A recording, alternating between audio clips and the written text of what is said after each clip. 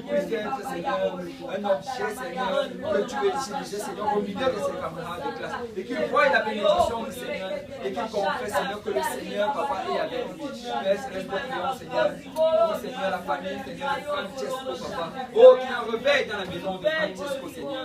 Papa, nous prions pour sa mère, Seigneur. Papa, merci, Seigneur, d'agir dans sa vie. Merci pour les rêves que tu nous donnes, Papa. Mais Père, nous prions, Seigneur, pour la conviction dans le Saint-Esprit, Papa. Que cet esprit, Seigneur, de religion soit brisé au nom de Jésus, Papa.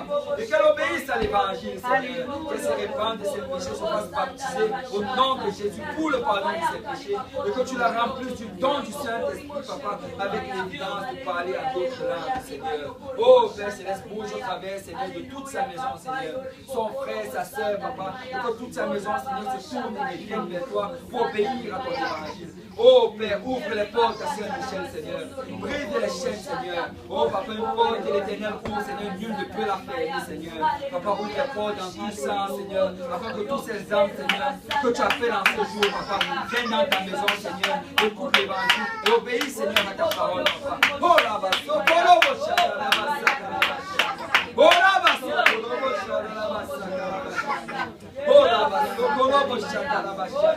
et nous le confessons, Seigneur, au nom de Jésus. Et nous le déclarons, Seigneur, au nom de Jésus. Et nous l'appelons, Seigneur, au nom de Jésus.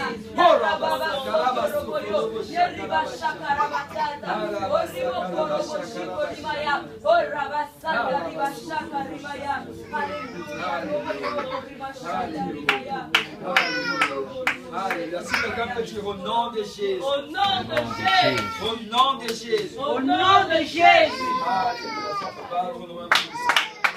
Alléluia.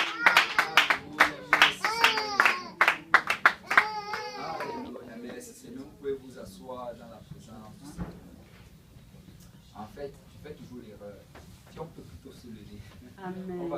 On va aller directement dans la parole du Seigneur. On va lire le passage d'écriture et ensuite vous pourrez vous asseoir. Amen. On va aller dans le livre de 2 Corinthiens chapitre 2. 2 Corinthiens chapitre 2. Alléluia. Et on va lire la parole du verset 10. 2 Corinthiens 2, verset 10. Si vous y êtes, dites Amen. Amen. Si vous n'y êtes pas, dites j'arrive. J'arrive. Alléluia. Une personne a dit Amen, une personne a dit j'arrive. Où sont les autres? Alléluia. 2 Corinthiens chapitre 2, verset 10. Alléluia. La Bible dit: Or, à qui vous pardonnez, je pardonne aussi. Et ce que j'ai pardonné, si j'ai pardonné quelque chose, c'est à cause de vous en présence de Christ, afin de ne pas laisser à Satan l'avantage sur nous, car nous n'ignorons pas ses leçons. Je vais le relire. Or, à qui vous pardonnez, je pardonne aussi. Et ce que j'ai pardonné, si j'ai pardonné quelque chose, c'est à cause de vous, en présence de Christ, afin de ne pas laisser à Satan l'avantage sur vous, car nous n'ignorons pas ses leçons. Alléluia. Et je vais prêcher sur ce message. Le pardon précède la bénédiction. Amen. Le pardon précède la bénédiction. On va aller vers le Seigneur en prière. Alléluia. Seigneur Dieu Tout-Puissant, merci Papa pour ton amour. Merci pour ta grâce, Papa, pour ta présence au milieu de nous. Oh Père, nous venons, Seigneur, auprès de toi alors que nous allons rentrer, Seigneur, dans la prédication de la parole de Dieu. Papa, je prie, Seigneur, pour que tu me vois et moi, Seigneur, afin que j'apporte, Seigneur, ta parole, Seigneur, avec assurance, Seigneur, sans, Seigneur, rien ajouter, sans rien retrancher, Seigneur, et sans crainte ni faveur, Papa, mais que je déclare les oracles de Dieu, Père Céleste. Papa, je prie pour ton peuple, Seigneur, afin que nous recevons ta parole, Seigneur. Oh, Papa, que nous la recevons comme la parole de Dieu, Seigneur.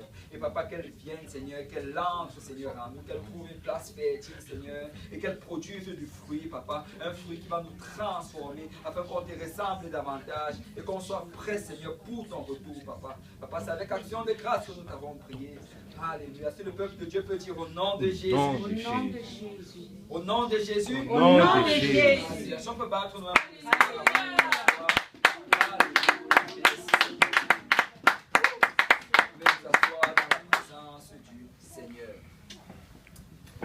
Alléluia. Alléluia. Alléluia. Le pardon précède la bénédiction. Vous savez, ça c'est un principe dans la parole de Dieu sur lequel on va parler. Pour recevoir le pardon, pour recevoir la bénédiction de Dieu, ça prend toujours d'abord qu'il y ait pardon. Amen. Ça va toujours prendre le pardon. Et vraiment, pour parler de ceci, le Seigneur m'a amené dans l'histoire de quelqu'un. Écoute, si tu penses que tu as souffert dans ta vie, ce personnage dans la parole de Dieu, il a plus souffert que toi. Peu importe ce par quoi tu es passé, peu importe la dimension, la profondeur des souffrances dans ta vie, ce personnage a souffert plus que toi. Le personnage dont on va parler, c'est Joseph. En fait, on va en parler de deux. On va parler de Joseph, mais on va parler aussi de Job. On va d'abord parler de Joseph. Regardez, Joseph, quand tu regardes dans l'histoire, c'est dans le livre de Genèse, on nous dit que Joseph était le fils aimé de Jacob. Vous savez, Jacob a eu 12 fils. Et il a eu, en fait, Jacob a eu 4 femmes. Et ce n'était pas la volonté du Seigneur, bien sûr, mais il y a des choses qui se sont produites et Jacob s'est retrouvé avec 4 femmes. Et voilà, alors qu'il avait ces 4 femmes, il a eu plusieurs enfants qui sont venus. Et malgré cela, la Bible dit qu'il a toujours eu à cœur Rachel. Et son amour pour Rachel était toujours plus grand que son amour pour toutes ses autres femmes.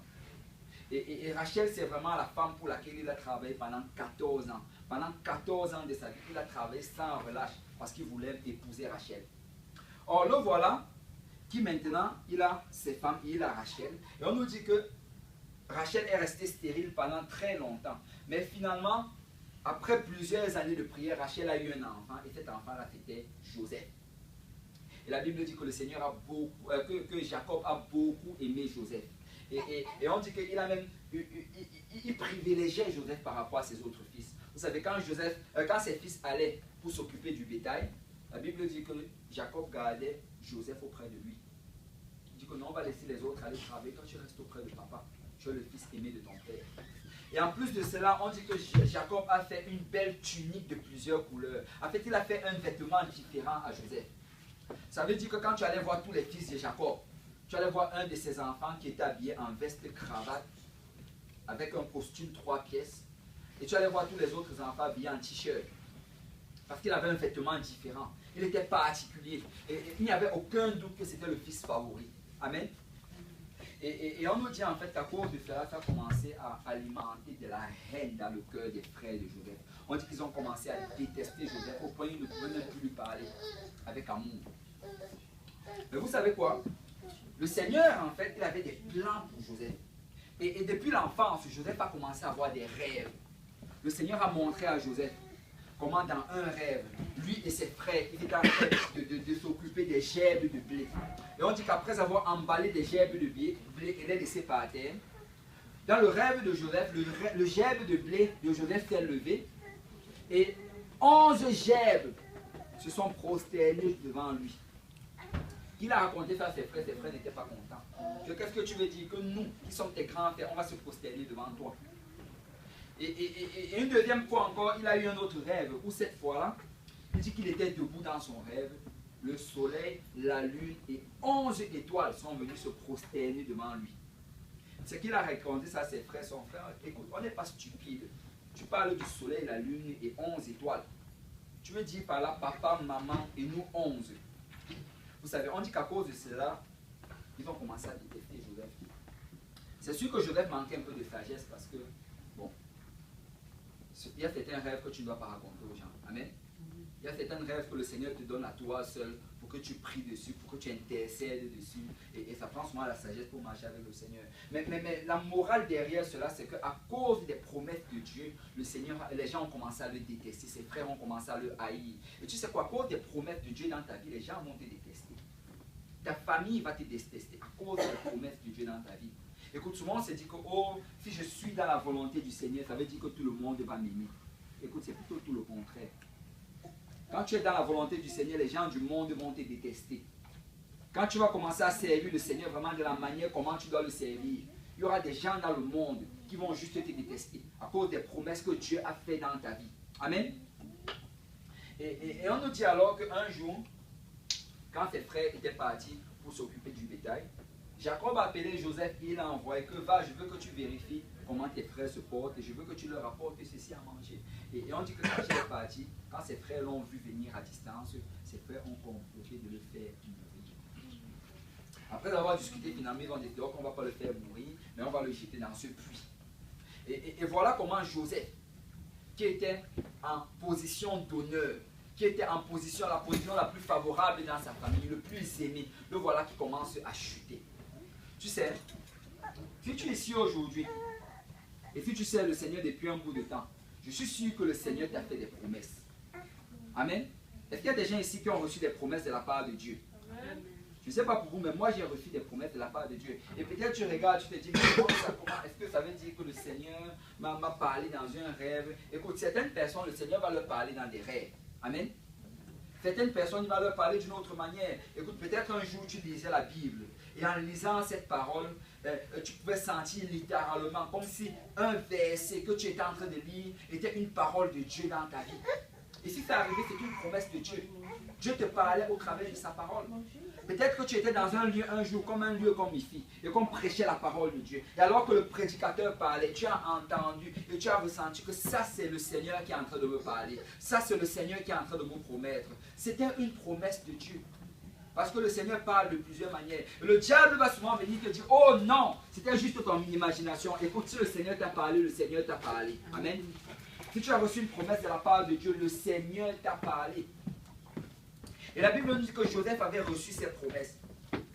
Et voilà, malgré le fait qu'il avait reçu ses promesses, lui qui s'attendait à être élevé, à monter en grade, et d'aller de succès en succès, de voir ses frères se prosterner devant lui, c'est comme s'il allait plutôt dans le sens opposé. Parce que quand il est venu vers ses frères, la première chose que ses frères l'ont fait, on l'a d'abord attrapé, on a déchiré ses vêtements, et on l'a jeté dans un puits.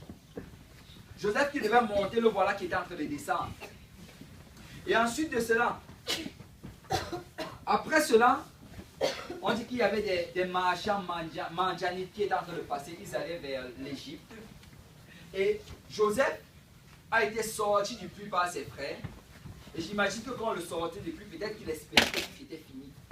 Mais on le sort du puits, on le vend plutôt à ces marchands mandjanites pour qu'ils deviennent leurs esclaves. Donc la situation s'est empirée. Après cela encore, il arrive en Égypte. Et voilà maintenant qu'il arrive en Égypte, on le vend, il est esclave dans la maison de Potiphar. Quelque temps après avoir servi le Seigneur, parce que la Bible nous dit que malgré le fait que c'était difficile dans la vie de Joseph, Joseph servait quand même le Seigneur. Écoute, même si c'est difficile dans ta vie aujourd'hui, continue à servir le Seigneur. Ne regarde pas les circonstances qui sont autour de toi pour savoir si tu dois servir Dieu ou pas. Ne regarde pas comment est-ce que ta vie est en train d'aller pour savoir si tu dois servir Dieu ou pas. Écoute, même si tu as l'impression que tu es en train de descendre, le Seigneur est en train d'accomplir ses promesses dans ta vie. Même si tu as l'impression que ça va de mal en pire, le Seigneur est avec toi. Parce que la Bible nous dit que même dans la maison de Potiphar, Dieu était avec Joseph. Amen. Écoutez, on va aller rapidement dans Genèse. Genèse chapitre 39. On nous dit à partir du verset 1 qu'on fit descendre Joseph en Égypte. Et Potiphar, officier de Pharaon, chef des gardes, égyptien, l'acheta des Ismaélites qu'il avait fait descendre.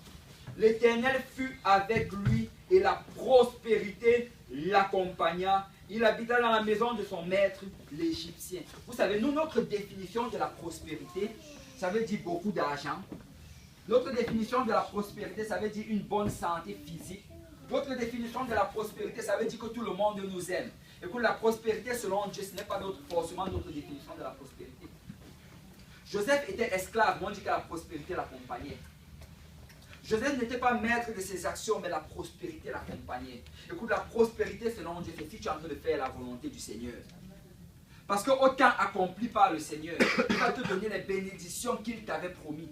Mais laisse-moi te dire que si tu es en train de servir le Seigneur, même si tu es malade, tu es en train de prospérer. Amen. Amen. Si tu es en train de servir le Seigneur, même si tu es endetté, tu es en train de prospérer. Amen. Amen. Je crois qu'on ne comprend pas très bien. Écoute, la prospérité selon Dieu, c'est le service que tu fais pour le Seigneur. Amen. Peu importe les circonstances dans ta vie. Écoute, je suis peut-être endetté, mais je suis prospère dans le Seigneur parce que je sers le Seigneur. Écoute, mon Dieu n'est pas limité en puissance. Il n'est pas limité en autorité. Il n'est pas limité en provision. Il va le faire au temps convenable. Amen. Amen. Mais je sais que je suis prospère parce que je sais le Seigneur. On dit que la prospérité accompagnait Joseph. Et la Bible nous dit qu'alors qu'il était là et qu'il servait le Seigneur avec fidélité, la tribulation est encore venue. La femme de Potiphar est venue, elle a commencé à le tenter, elle lui dit couche avec moi, couche avec moi. On dit que Joseph, même s'il était en Égypte, même s'il était loin du peuple de Dieu, il gardait son intégrité. Il a refusé, il a dit que non, non, non, je ne ferai pas un si grand mal contre Dieu. Tu sais, ce n'était même pas par rapport à son maître Potiphar en premier, c'était d'abord par rapport à Dieu. Je ne vais pas faire un si grand mal contre Dieu, je ne vais pas désobéir à la parole de Dieu. Et parce qu'il a obéi à la parole de Dieu, il est tombé encore plus bas. Parce que sa femme, la femme de Potiphar, a menti à son sujet. On l'a accusé de tentative de viol. Et là, le voilà peut-être qui il croyait que le temps de galère et le temps de souffrance était fini. Il croyait qu'il était en train de prospérer parce que Potiphar avait déjà établi un maître sur tous ses biens. Mais le voilà qui tombe encore plus bas parce qu'on dit qu'on l'a encore jeté en prison cette fois-là. Vous savez, quand tu regardes vraiment la vie de Joseph, c'est comme si chaque fois qu'il avait l'impression de sortir du puits, il retombait encore plus bas. Je ne sais pas si c'est déjà arrivé à quelqu'un ici. Chaque fois que tu regardes, tu dis Seigneur, oh je crois que c'est ça. Oui, je crois que c'est ça la solution. Je sais que le Seigneur a prévu cela. Et tu vas même témoigner que, oh, le Seigneur a fait ceci. Oh, le Seigneur l'a déjà fait. Alléluia. Et on se réjouit, on se réjouit. Mais la semaine d'après, c'est comme si ça s'empile. Vous savez, nous ne sommes pas les premiers à qui ça arrive. Le Seigneur l'avait déjà fait avec Joseph. Mais s'il est en train de le faire, ça ne veut pas dire qu'il n'est pas en train d'accomplir sa promesse. Il est en train d'accomplir sa promesse. Regardons, on va aller rapidement dans le livre d'Habakkuk. Alléluia. Habakkuk, c'est un livre qu'on ne lit pas souvent beaucoup, mais le Seigneur a des promesses même dans Habakkuk. Amen. Habakkuk chapitre 2, verset 2. La Bible dit, l'Éternel m'adressa la parole et il me dit, écris la prophétie. Le Seigneur veut que tu l'écrives. Il veut que tu marques ce passage ici. Que tu soulignes cela dans ta Bible. Écris la prophétie. Grave-la sur des tables. Il faut que ce soit écrit quelque part dans ton cœur. Il faut que tu médites sur cela, que tu t'accroches à cela. Il faut vraiment que tu tiennes cela fermement et que tu ne permettes pas que ça s'éloigne de toi. Afin qu'on la lise couramment, il faut que tu puisses la méditer et la reciter couramment. Que ça puisse continuellement être au bout de ta langue. Que ça puisse continuellement être quelque part dans ta tête. Il dit, car c'est une prophétie dont le temps est déjà fixé. Le Seigneur dit qu'il a déjà fixé le jour qu'il va te bénir. Amen. Il a déjà fixé le jour que tu vas sortir de ce puits. Il a déjà fixé le jour que tu vas recevoir la promesse qu'il t'a faite. Écoutez, le Seigneur n'est pas pris par surprise. On regarde souvent, on se dit, oh, regarde ce qui m'est encore arrivé. Le Seigneur savait que ça allait arriver. Il savait que quand tu allais te relever, que tu allais aller encore plus bas dans le puits. Il le savait depuis longtemps. Amen. Il dit, la prophétie est déjà fixée. Il dit, elle marche vers son terme. Alléluia. Ça veut dire que peut-être tu as l'impression que c'est stagnant. Peut-être tu as l'impression que tu n'es en train d'aller nulle part, mais la prophétie est en train de marcher. Amen. Oh oui, elle est en train de marcher. Tout avec ton rendu que la prophétie est en train de marcher. Elle marche vers son terme. Et elle ne mentira pas. Sûrement ça va arriver. Et écoute, la promesse que le Seigneur t'a faite, sûrement ça va arriver. Et regarde ce que le Seigneur te dit. Si elle tarde, si elle tarde, il faut que tu abandonnes. Non. Si elle tarde, il faut que tu ailles chercher la solution ailleurs. Non. Si elle tarde, il faut que tu commences à te lamenter. Oh, ça ne va pas arriver. Non, non, non. Regarde bien. Si elle tarde, attends-la. Amen. Le Seigneur a promis que ça va arriver. Je vais attendre, ça va arriver. Amen. Écoute, je n'ai pas besoin d'aller le chercher au nord. Je n'ai pas besoin d'aller le chercher au sud. Je n'ai pas besoin d'aller ni à l'est ni à l'ouest.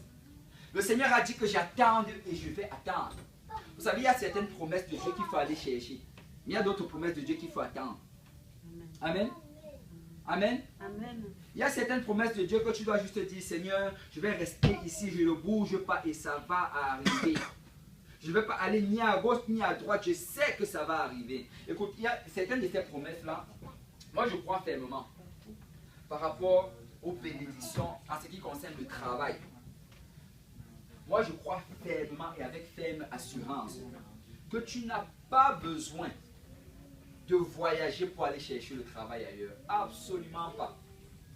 Regarde, certaines personnes souvent vont se lever, ils vont dire, oh, je ressens vraiment que le Seigneur m'a demandé d'aller dans telle ville pour aller là-bas. Et vous savez, ils vont d'habitude y aller parce qu'ils veulent aller travailler là-bas.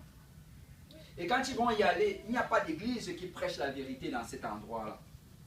Il n'y a pas, le peuple de Dieu qui va leur permettre de prospérer dans les voies du Seigneur. Mais ils vont dire, oh non, je vais y aller, et je sais que le Seigneur va m'utiliser là-bas. Écoute, si le Seigneur ne peut pas déjà t'utiliser ici, il ne va pas t'utiliser là-bas. Le Seigneur veut d'abord te préparer, et le jour que tu seras prêt, le jour que tu vas vraiment commencer à faire l'œuvre du Seigneur, même ici à l'endroit où tu vas être, c'est là peut-être que tu seras prêt pour aller à cet endroit-là. Nous devons mettre les choses en perspective. Amen. Amen. Et moi je crois fermement qu'en ce qui concerne les promesses de travail, les promesses de bénédiction financière, ce sont des promesses que nous devons attendre pour le Seigneur. Amen. Seigneur, je vais tenir ferme, je vais attendre et je sais que tu vas me bénir. Et vous savez, peut-être que tu le dis, oh oui, c'est facile pour toi, pasteur, parce que tu travailles ici, le Seigneur t'a béni avec un travail. Mais laissez-moi vous dire que moi aussi, je suis passé par cette situation. Parce que quand j'ai fini mon école, en fait, j'ai étudié en génie chimie. Et quand j'ai fini, quand j'étais en train de finir, j'étais ici à Polytechnique. Et ma famille, en fait, était déjà à Calgary, ils étaient déjà tous partis là-bas. Et là, j'avais commencé le génie chimique avant de servir le Seigneur. J'avais commencé à promettre à mes parents, oh oui, je vais venir vous retrouver à Calgary et je vais venir travailler là-bas parce que Calgary, vraiment, l'Alberta, c'était la capitale du pétrole. Tu sais, là-bas, si tu travailles ici comme ingénieur chimique, ou bien si tu travailles en Calgary comme ingénieur, c'était absolument pas la même chose. Là-bas, tu pouvais avoir le double du salaire que tu obtenais ici. Et là-bas, le travail, le placement là-bas, c'était près de 90, près de 100%. Mais ici, c'était tout le contraire. Mais là, je leur avais promis que je vais venir. Dès que je finis, je vais venir. Mais vous savez, quelques temps avant que je finisse, je crois qu'à ma 3e ou ma 4e année, j'ai rencontré le Seigneur. Le Seigneur m'a appelé à lui et j'ai obéi à l'évangile. Et alors que j'ai obéi à cela, j'ai vu, je venais à l'église à Saint-Laurent et je voyais comment on prêchait la parole de Dieu. J'aimais la parole de Dieu. J'aimais ce qui était prêché. J'aimais toutes les promesses que le Seigneur donnait. Et je suivais les études bibliques. On m'enseignait une étude biblique à domicile. Et chaque fois quand on enseignait cela, j'aimais cela. Je ressentais vraiment que Seigneur, merci de m'avoir apporté ta parole. Merci de m'avoir fait sortir des ténèbres et de m'avoir amené dans ta lumière. Et là, quand je voyais cela, je voyais comment mon école était déjà en train de se terminer, comment j'allais bientôt graduer. Et là, je ressentais cette pression-là venant de la famille, que oui, on est en train de t'attendre. Et d'ailleurs, ils avaient déjà des contacts. J'ai tel ami qui travaille dans telle usine de pétrole. J'ai tel ami qui travaille dans tel domaine. Et il y avait déjà des contacts, il y avait même déjà des offres d'emploi. Et là, on n'arrêtait pas de m'appeler, oh oui, il y a tel, il faut que tu appelles telle personne, ils ont déjà telle place pour toi, et ainsi de suite. Mais vous savez quoi, chaque jour, quand je me levais le matin, j'allais vers le Seigneur en prière, Seigneur, je n'ai pas envie de partir parce que je sais qu'ici, tu es en train de me bénir.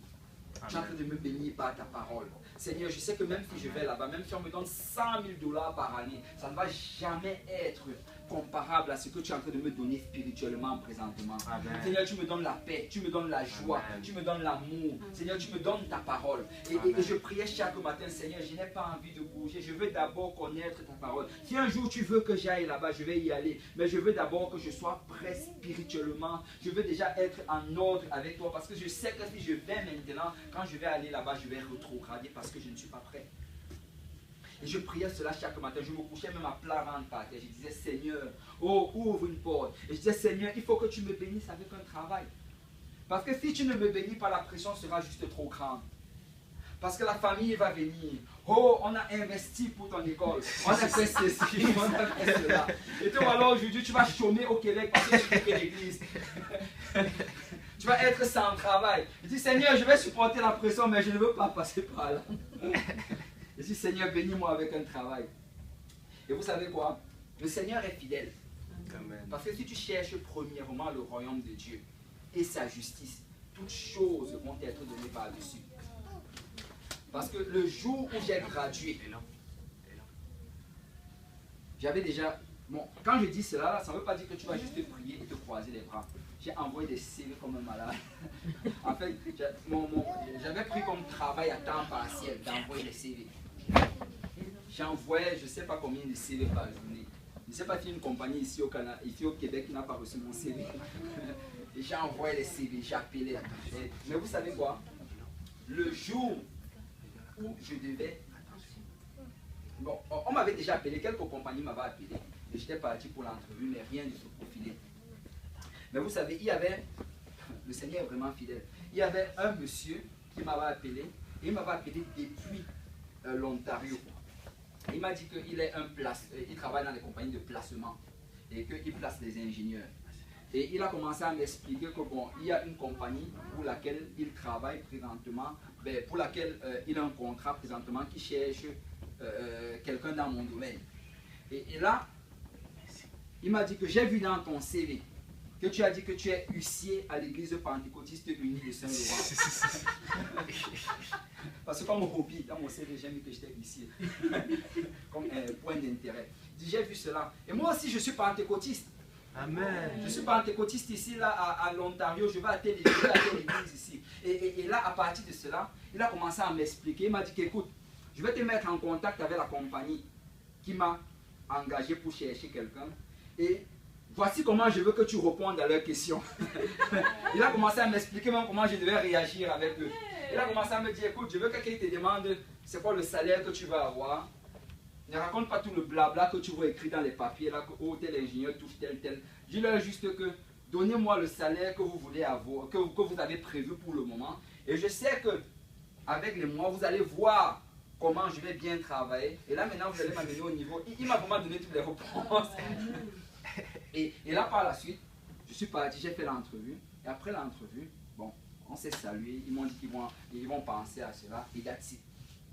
Et là, maintenant, qu'est-ce qui s'est passé? J'ai continué à appliquer, j'ai continué à chercher. Et voilà maintenant le jour où je devais, où vraiment j'avais eu ma graduation, où tout était fini.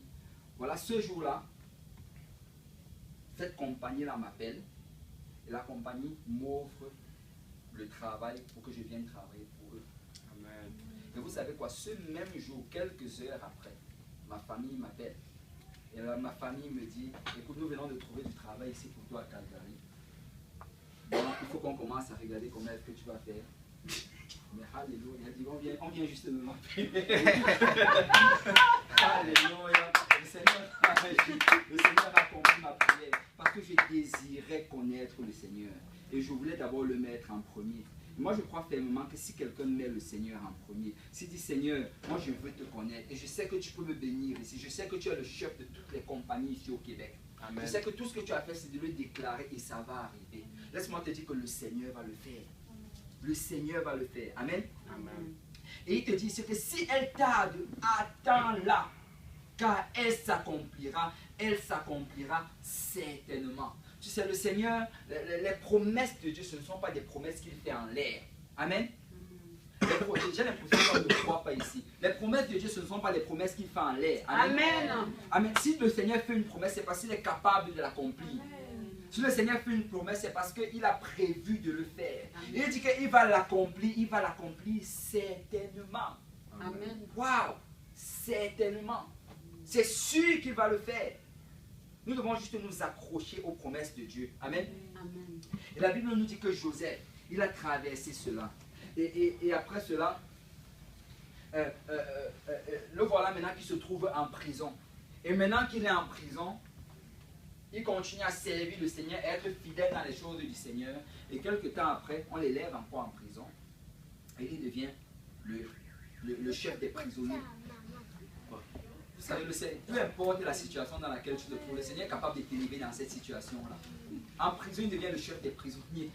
Il est en charge de la nourriture. Et si tu veux être en charge de quelque chose en prison, c'est de la nourriture. Et le Seigneur l'a béni dans cette situation-là même. Et la Bible dit qu'alors qu'il était encore en prison, il regardait, il se disait encore que, oh, là encore, le Seigneur m'a béni, le Seigneur va me faire aller de victoire en victoire. Mais en prison, on dit qu'un jour, le roi était fâché, le pharaon d'Égypte, il était fâché contre deux de ses serviteurs. Le panetier, le boulanger en fait, et aussi celui qui lui servait le vin. Et on dit qu'il les a tous les deux envoyés en prison le même jour. Et là voilà, alors qu'ils étaient en prison, sous la direction de Joseph, un jour ils se réveillent et ils ont fait un rêve. Et là Joseph vient, Joseph leur dit, racontez-moi votre rêve. Moi je sais Dieu, et je sais que Dieu peut me révéler votre rêve. Et là il raconte, le premier raconte d'abord son rêve. Il raconte que, oh je rêvais et j'ai vu dans ce rêve-là ceci, j'ai vu qu'il y avait trois branches et que ça avait des grappes et que j'ai pris de ces branches-là, j'ai pressé, j'ai mis le vin et j'ai servi à Pharaon. Et Joseph lui dit que l'interprétation de ton rêve, c'est que dans 3 jours, tu vas sortir de prison et Pharaon va te rétablir à ton poste.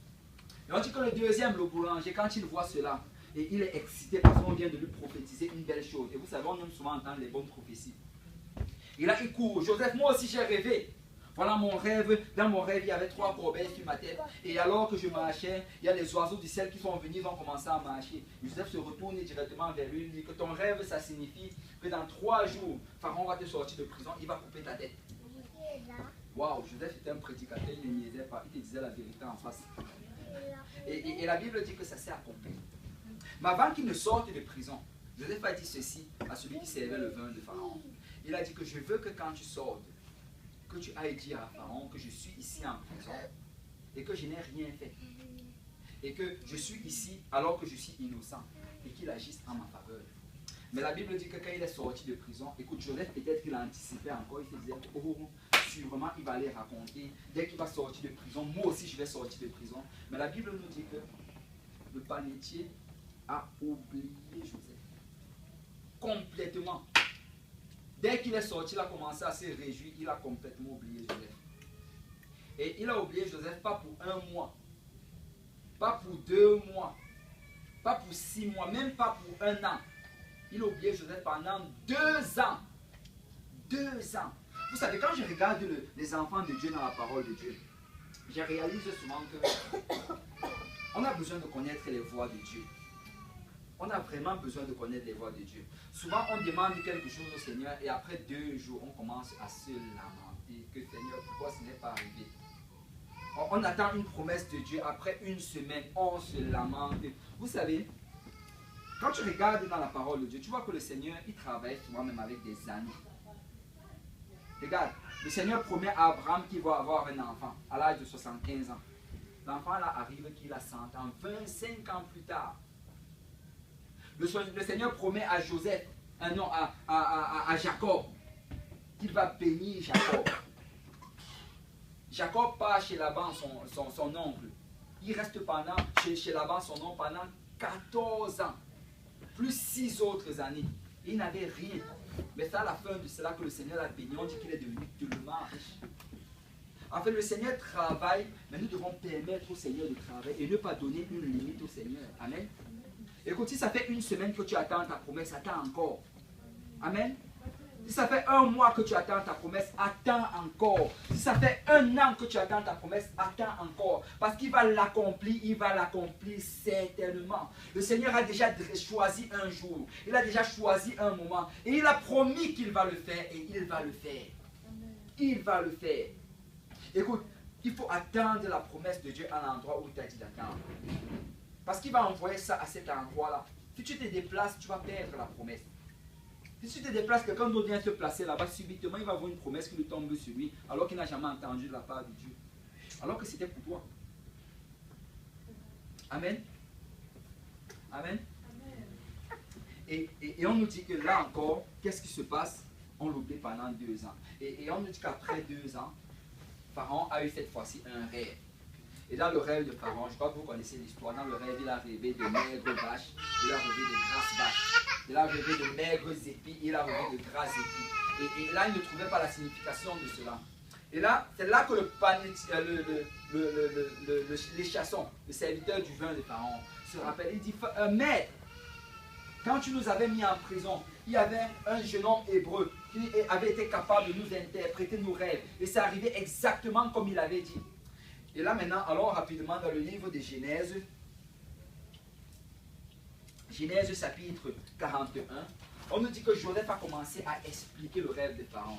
Et vous savez, quand tu regardes cela, regardez bien, j'aimerais qu'on regarde dans Genèse chapitre 41. On dit au verset 14. On dit que quand on a dit cela, Pharaon a envoyé pour aller appeler Joseph. Verset 14, la Bible dit, Pharaon fit appeler Joseph. On le fit sortir en hâte de prison. Il se rasa, changea de vêtements et se rendit vers Pharaon. Waouh! Vous savez, pour que le Seigneur accomplisse sa promesse dans ta vie, ça ne prend pas qu'il le fasse sur une période de 3 ans. Ça ne prend pas qu'il le fasse sur une période de 10 ans. Quand le Seigneur choisit le jour qu'il va le faire, quand le jour arrive, il le fait instantanément. Du jour au lendemain, il va le faire. Regardez ce qui se passe avec Joseph.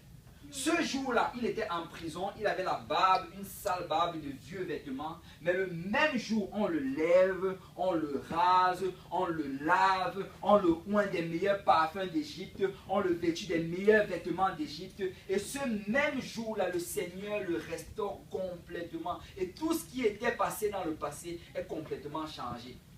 Parce que le Seigneur est capable de le faire en un jour. Nous devons juste attendre le jour du Seigneur. Et la Bible nous dit que dès qu'il vient, il commence à expliquer le rêve de Pharaon. Et il lui dit qu'écoute, ton rêve signifie qu'il y aura 7 ans d'abondance et il y aura 7 ans de famine. Et il explique que le Seigneur t'a montré cela pour que tu commences à te préparer. Et on dit qu'après avoir expliqué cela, regardez le verset 37. Ces paroles plurent à Pharaon et à tous ses serviteurs. Et Pharaon dit à ses serviteurs, trouverons-nous comme celui-ci, ayant en lui l'Esprit de Dieu. Ok, regardez, c'est le Seigneur vraiment, la parole que le Seigneur voulait que je vous apporte aujourd'hui se trouve dans ce passage aussi. Quand le Seigneur va t'emmener à cet endroit-là, quand le Seigneur va t'élever instantanément et va te restaurer selon la promesse qu'il avait faite, la première des choses qui va arriver dans ta vie, c'est que les paroles vont plaire à tous ceux qui vont t'entourer. Tu sais, les gens dans l'église vont regarder cela, on va dire que lui, le Seigneur est en train de le bénir. On va contacter que lui, le Seigneur, et tu vas entendre, les gens vont venir te parler, oh, je sais que le Seigneur est en train de le faire maintenant. Tu vas entendre dans la prédication, oh, le Seigneur est en train de le faire. Tu vas ressentir l'Esprit du Seigneur en train de le faire, parce que le Seigneur aura déjà décidé en ce moment-là de le faire. Amen. Et il dit que ça va plaire à tout le monde. Il va mettre ta faveur dans le cœur de tout le monde. Il dit que Pharaon va dire à ses serviteurs, trouverons-nous un homme comme celui-ci ayant en lui l'Esprit de Dieu. Les gens vont réaliser qu'il y a l'Esprit de Dieu en toi. Les gens vont réaliser que tu es loin de la part du Seigneur. Ils vont le voir, ils vont le confesser. Même tes ennemis vont le confesser. Et on dit, regardez au verset 39, et Pharaon dit à Joseph, puisque Dieu t'a fait connaître toutes ces choses, il n'y a personne qui soit aussi intelligent et aussi sage que toi. Tu sais, en ce moment-là, les gens vont venir demander conseil auprès de toi. Ils vont voir comment Dieu est en train de te bénir. Ils vont venir te dire, oh, comment est-ce que ça est arrivé? Comment est-ce que tu as fait pour arriver à cela? Qu'est-ce qui s'est passé pour que tu puisses avoir cela? Mais tu sais quoi, peuple de Dieu? Il faut qu'en ce moment-là, tu dises que oui, c'est le Seigneur qui l'a fait. Le Seigneur a accompli sa promesse. Il m'avait promis, j'ai persévéré et il a accompli sa promesse. Amen. Nous devons donner la gloire à Dieu en toutes choses. Nous devons élever le Seigneur en toutes choses. Ce n'est pas par ma force, ce n'est pas par ma puissance, mais le Seigneur l'avait promis et le Seigneur l'a fait. Amen. Nous devons être un peuple qui rend continuellement grâce au Seigneur. Nous devons continuellement donner honneur au Seigneur. Parce que sérieusement, c'est le Seigneur qui le fait. Amen. Ce n'est pas nous qui le faisons. Et ici, il dit au verset 40, je t'établis sur ma maison et tout mon peuple obéira à tes ordres. Le trône seul s'élèvera au-dessus de toi. Pharaon dit à Joseph, vois, je te donne le commandement de tout le pays d'Égypte. Tu sais, quand ces choses vont arriver, le Seigneur va commencer à te bénir même à ton lieu de travail. Le Seigneur va te bénir même à ton école. Écoute, à ton lieu de travail, tu vas avoir une augmentation.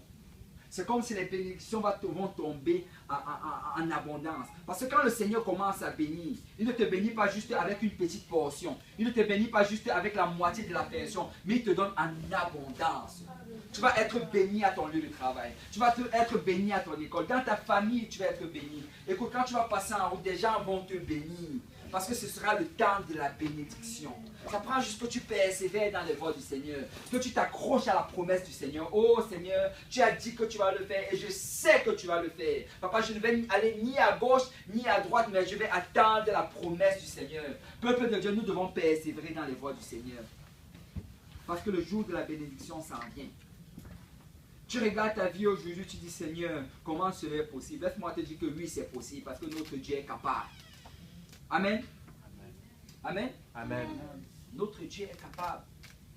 Et on dit au verset 42 que Pharaon ôta son anneau de sa main et le mit à la main de Joseph. Il le revêtit d'habits de fin lin et lui mit un collier d'or au cou. Il le fit monter sur le char qui suivait le sien et l'on criait devant lui, à genoux.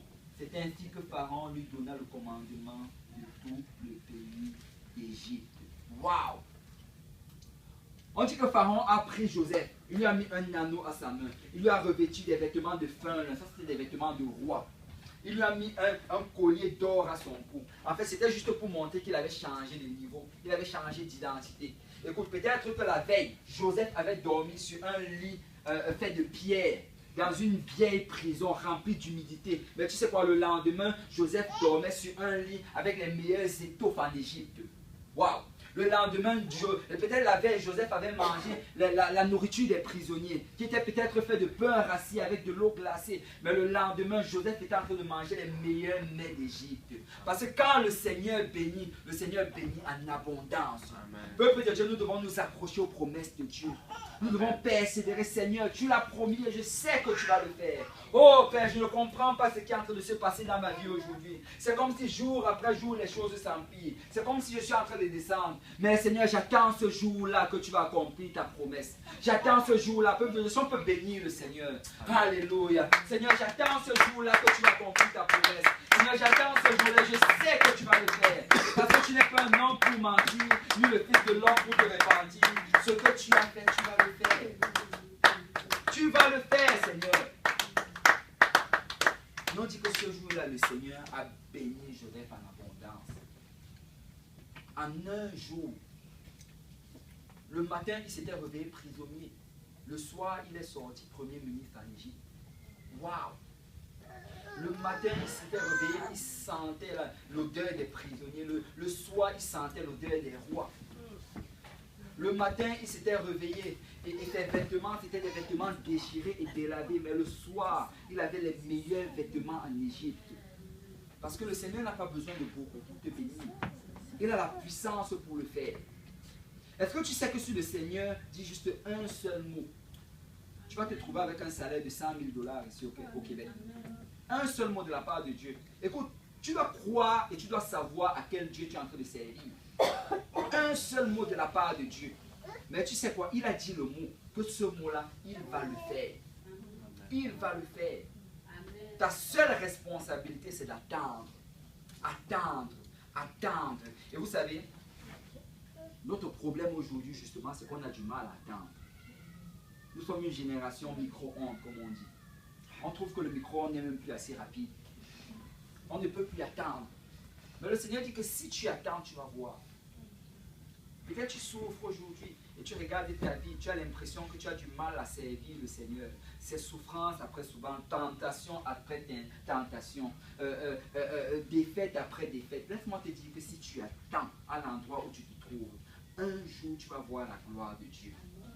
Un jour, tu vas voir que tu auras la victoire sur toutes ces tentations, tu auras la victoire sur toutes ces tribulations, tu auras la victoire sur tous ces vices qui veulent entourer ta vie. Mais ça prend que tu attendes. Tu sais, quand on parle des âmes de l'esprit, après avoir cité toutes ces âmes, le prédicateur dit qu'après avoir fait tout cela, juste tiens ferme, reste debout. Parce que tu vas utiliser les âmes de Dieu. Mais si tu as l'impression que ce n'est pas en train d'avancer, juste reste ferme. Parce que c'est en train d'avancer. Et bientôt tu vas le voir. Amen. Mais vous savez, après cela, la Bible nous dit que quand le Seigneur a rétabli Joseph, plus tard, les frères de Joseph sont venus. Et quand ils sont venus, bon, plusieurs d'entre vous, vous connaissez l'histoire, mais quand ils sont venus, Joseph leur a d'abord joué un tour. Il a joué un tour de telle manière à ce qu'ils aillent chercher leur petit frère qui ne voulait pas ramener. Mais quand le petit frère est revenu, Joseph les a un peu fait souffrir, quoi, juste pour un peu les corriger pour ce qu'ils avaient fait. Mais par la suite, il s'est révélé à eux. Mais regardez, c'est quand Joseph se révèle à ses frères ont commencé à trembler. Parce qu'en voyant Joseph, en réalisant que c'était lui qui était premier ministre en Égypte, en réalisant que Joseph maintenant avait l'autorité de vie ou de mort sur eux, ils ont commencé à avoir peur. Ils se disaient que peut-être qu'il va se venger. Regardez Genèse chapitre 45, verset 5. Joseph a commencé à leur parler. Il dit maintenant, ne vous affligez pas et ne soyez pas fâchés de m'avoir vendu pour être conduit ici, car c'est pour vous sauver la vie que Dieu m'a envoyé devant vous. Tu vois, Joseph dit à ses frères, écoutez, peut-être que vous avez fait cela. Peut-être que vous m'avez offensé, peut-être que vous avez fait toutes ces choses-là. Mais moi, je vous ai pardonné depuis longtemps. Parce que je sais que le Seigneur avait un plan derrière cela. C'est pour vous sauver la vie que le Seigneur m'a envoyé ici. Peuple de Dieu, nous devons commencer à voir les obstacles et les offenses dans notre vie comme la main du Seigneur. Arrête de regarder vers ton frère. Arrête de regarder vers ta soeur. Arrête de regarder vers ton voisin. Regarde vers le Seigneur. Seigneur, je sais que tu fais quelque chose à travers cela. Peut-être ma soeur m'a offensé, mais je sais que tu es en train d'agir. Je sais que tu es en train d'agir. Il dit que c'est le Seigneur qui m'a envoyé. Regardez le verset 6. Dieu m'a envoyé devant vous.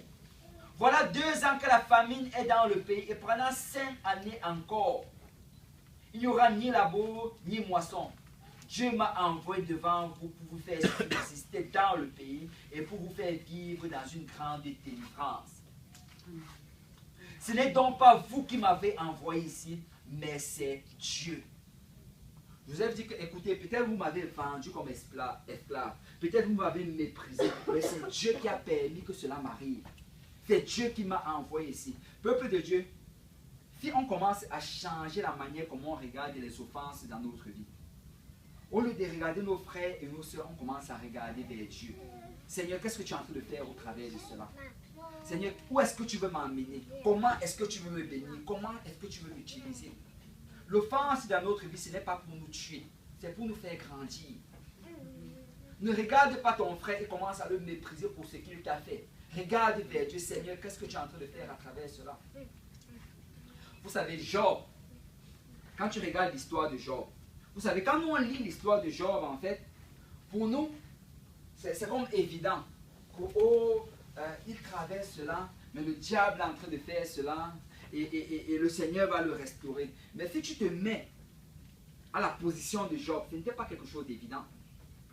La Bible nous dit que le diable est venu voir le Seigneur, et le diable a commencé à parler par rapport à Job.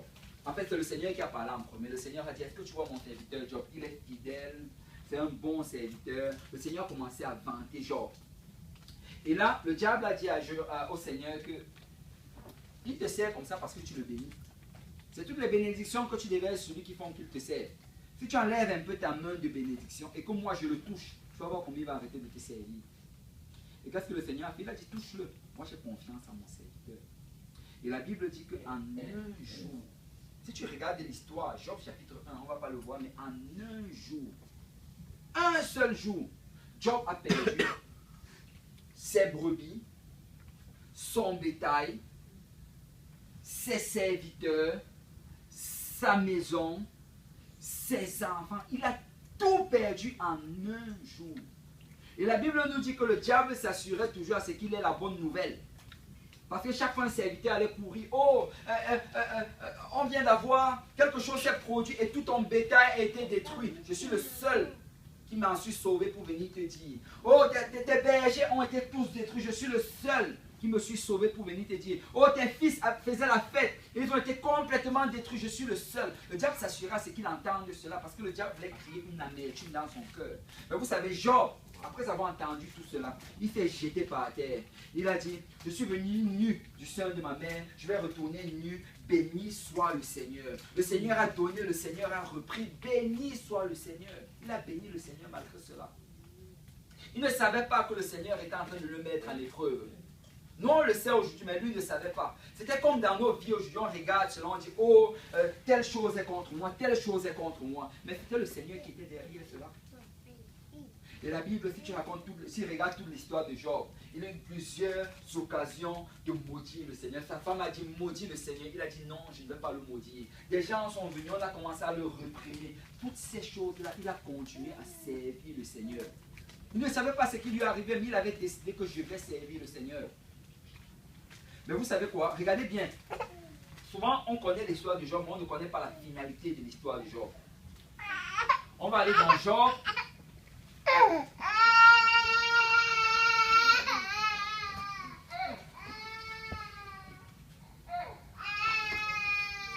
Job chapitre 42.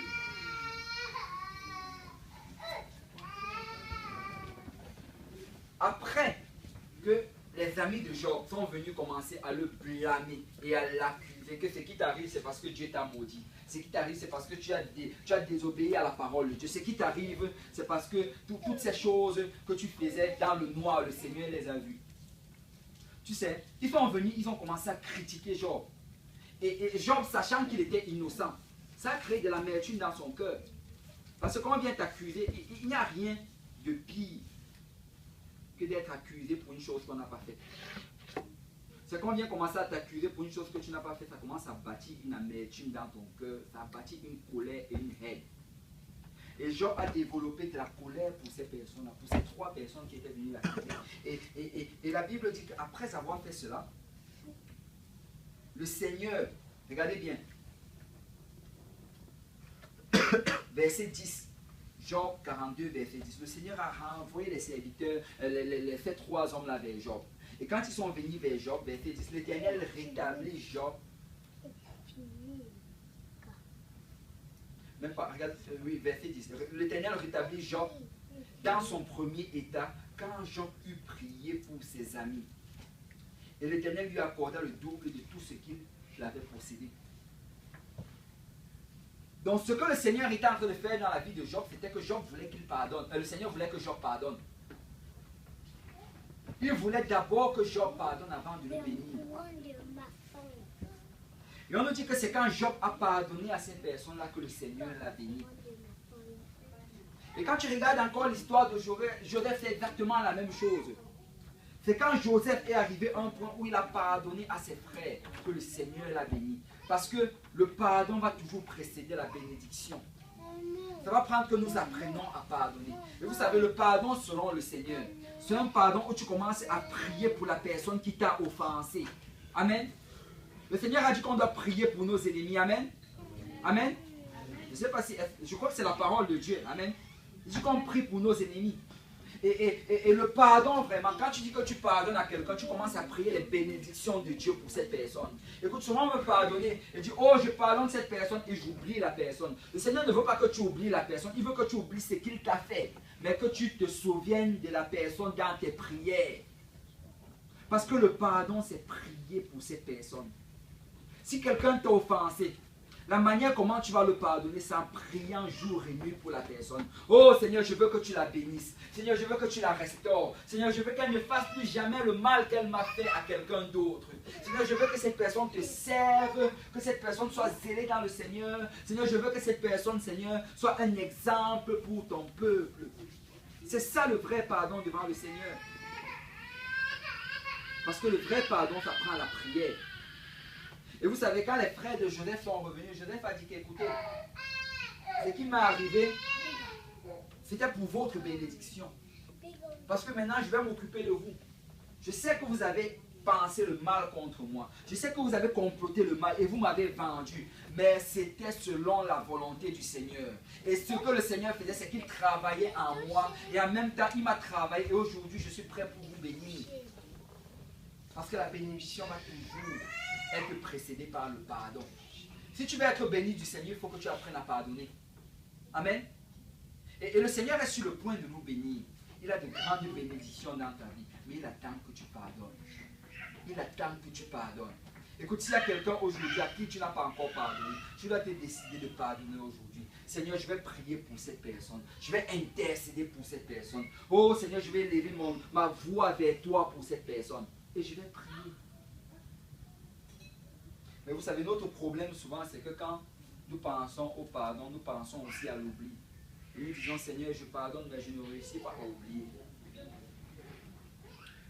Regardez ceci, dans Genèse chapitre 49.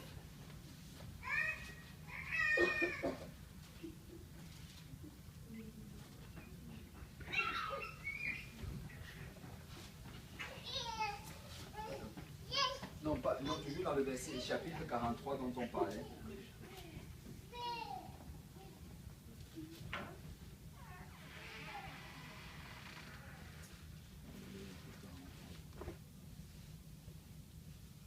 Non, Genèse chapitre 41.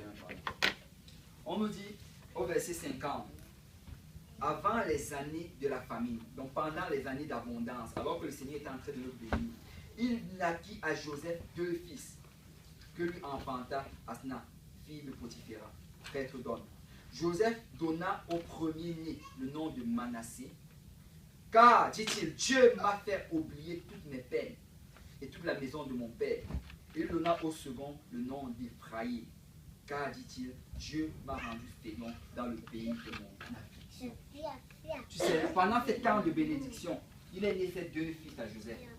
Et on dit qu'il a appelé le premier Manassé, qui signifie Dieu m'a permis d'oublier. J'ai oublié. Parce que vous savez, c'est vraiment Dieu qui nous permet d'oublier. Tu ne peux pas oublier par toi-même. C'est Dieu qui va te faire oublier. Dieu veut que tu pardonnes, mais c'est Dieu qui va te faire oublier. Amen. Souvent on regarde, oh, il faut d'abord que j'oublie. Non, il faut d'abord que tu pardonnes. Quand tu pardonnes et que tu commences à prier pour cette personne, Dieu va te faire oublier. Dieu l'appelait son premier enfant oublié. Le Seigneur m'a fait oublier. Il s'appelait Manassé. Il appelait son deuxième enfant Ephraïm, qui signifie que Dieu m'a béni. Dieu m'a rendu fécond. Dieu m'a béni en abondance. Parce que notre pensée, en fait, c'est que, oh, je vais d'abord oublier, ensuite Dieu va me bénir. Mais ça, c'est la pensée humaine. Parce qu'on ne va pas le lire, mais si tu vas dans le chapitre 50, le dernier chapitre, on nous dit que... Non, même pas le chapitre 50, pardon. Le chapitre plutôt 48. On nous dit que quand Jacob était sur le point de mourir, Jacob a appelé Joseph parce qu'il voulait le bénir. Et là, Joseph a amené ses 2 fils, Manassé qui est le premier-né et Ephraïm le deuxième-né. Et là, quand il a amené vers Jacob, on dit que Jacob était déjà très vieux, il avait même du mal de se lever de son lit, il avait de la peine à voir. Et là, il amène ses 2 fils devant Jacob, et on dit que volontairement, consciemment, Joseph a mis son premier-né, Manassé, à la droite de Jacob, son père. Parce qu'on sait que la droite, c'est le lieu de puissance. La droite, c'est vraiment le lieu où tu reçois les plus grandes bénédictions. Et il a mis Ephraim, le deuxième-né, à la gauche. Parce qu'il se disait que le premier-né va recevoir plus que le premier selon la tradition. Bon, on dit que quand il les a amenés, Jacob, volontairement, a mis sa main droite sur Ephraim, qui était le plus petit, et il a mis sa main gauche sur Manassé. Et on dit que quand il a fait cela, Joseph l'a arrêté. Il a dit que non, non, père, ne fais pas cela. Tu vois mal, tu es peut-être trop vieux, tu as du mal de voir. C'est ici que se trouve Manassé. Mais mets plutôt ta main droite sur Manassé, c'est lui le plus grand. Et mets plutôt ta gauche sur Ephraim, parce que c'est lui le plus petit. Mais on dit que Jacob a refusé. Il a dit que non, je sais ce que je suis en train de faire. Laisse